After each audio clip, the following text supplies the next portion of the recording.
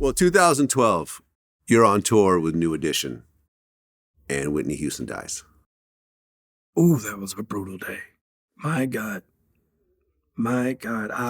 And Bobbi Brown is right there. Ooh, man. Now, they're separated at the time, but still. That's our sister. That's our sister.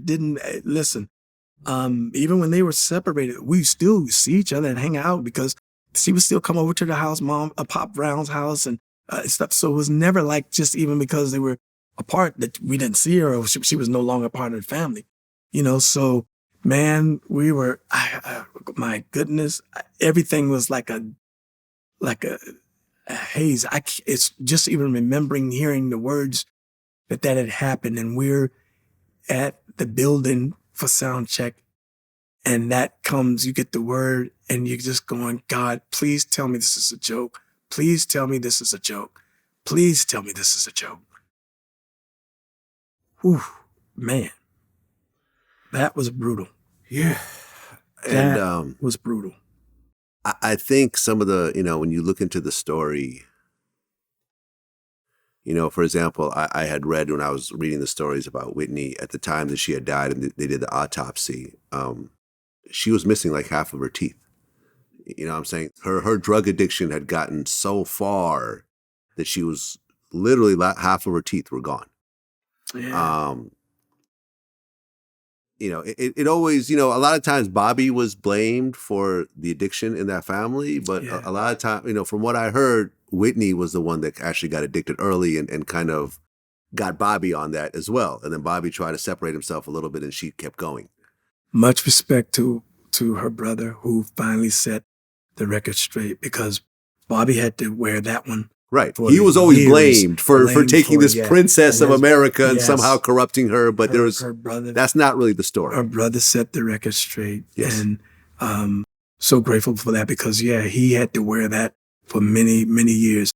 And now, make no mistake about it, Bob had his own challenges. Yes. But it didn't come from him bringing her into it. Yes.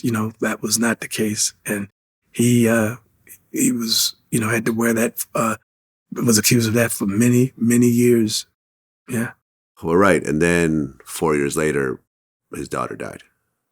Yeah. Were you guys together when that happened? No, where was I? I was somewhere when that happened and I'm trying to think, was I on the road? I might have been on the road or something because I remember when I called him and, he was torn apart because, even during that time, they had just, their relationship was estranged for a while.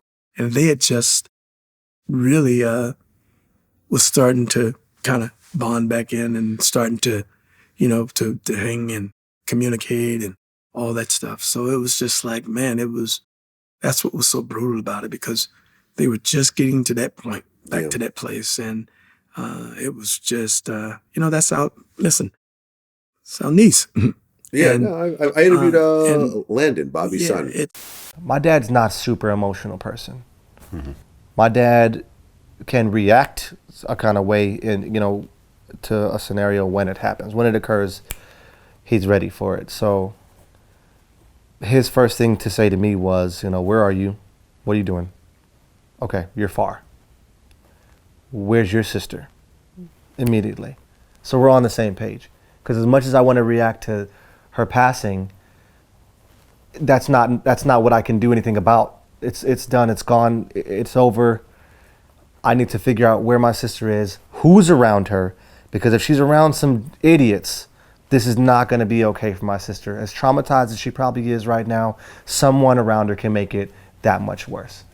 Yeah, and it's like it was just one tragedy after another, after another, after another for one guy. And, you sit down and you try to figure out what is it that's going on here that, because we all got to go through life where we're going to have and lose loved ones. That's just a part of life. But the things that was going on with him, you had to sit down and go, what? Yeah. Like, why? People were checking out early, way too early in his life. Yeah. Whitney was not that old, and his daughter was extremely young. Yeah. So it was just, yeah, I can't imagine what Bobbi went through during that time. I can't get my head around it. Yeah. Well, to me, I look at life and try to put it all in perspective and understand that, sometimes we keep assuming that everyone comes here on this planet and we're all supposed to live this long life. And what we consider and define, a long life is, living to your old. Yeah. And that's not necessarily so. It And doesn't it always begins happen, to, man. I mean, we're both in our 50s, and I consider myself lucky yeah. to have made it to 50. Yeah. I turned 50 June 28th, you know. Wow. Like, I consider myself lucky Yeah. because I have lots of friends That that didn't make it That didn't make this it. far. Yeah. I've interviewed lots of people who didn't make it to half my age. Yeah.